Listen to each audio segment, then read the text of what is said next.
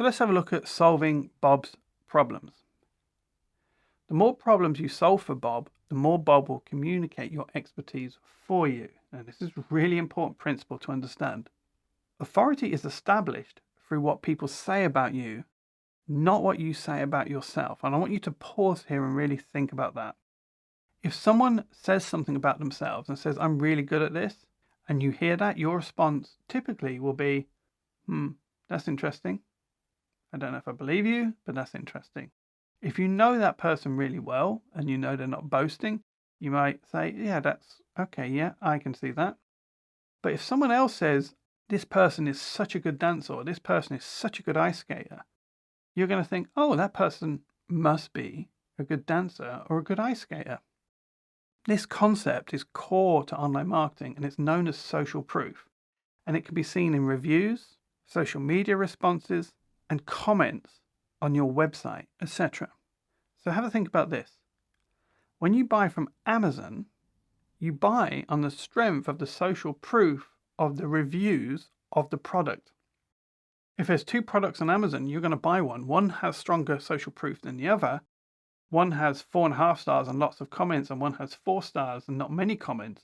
You're going to buy the 4.5 because you're buying the one that has the unbiased representation of the suitability of that product. The more we help Bob, the more we impress Bob, the more Bob will communicate our expertise for us.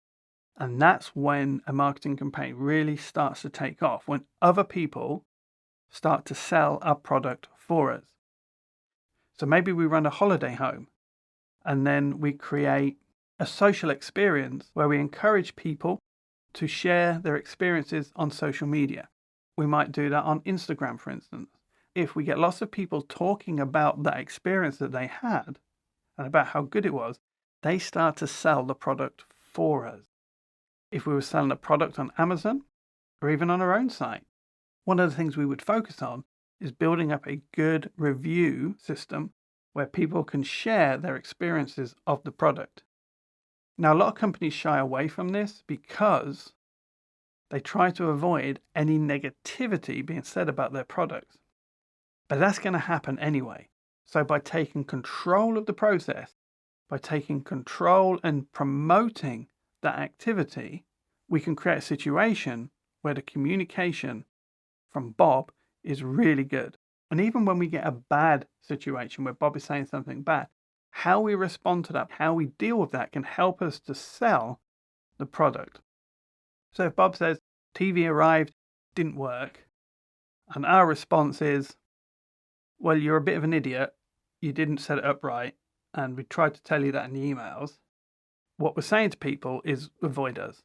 But if Bob says the TV arrived and it didn't work, and we say, sorry to hear that, Bob, please ring us ASAP and we will get that replaced and a new one sent out as quickly as possible, people can see the social proof around your product and the customer care. So they're the two things you want to be focusing on, what Bob says and how you handle Bob when it's negative. And once you start doing that, it becomes less about trying to hide what people are saying about you as a business and becomes much more about focusing on how you can create systems and processes that encourage Bob to share their positive experiences. And then that becomes part of our branding.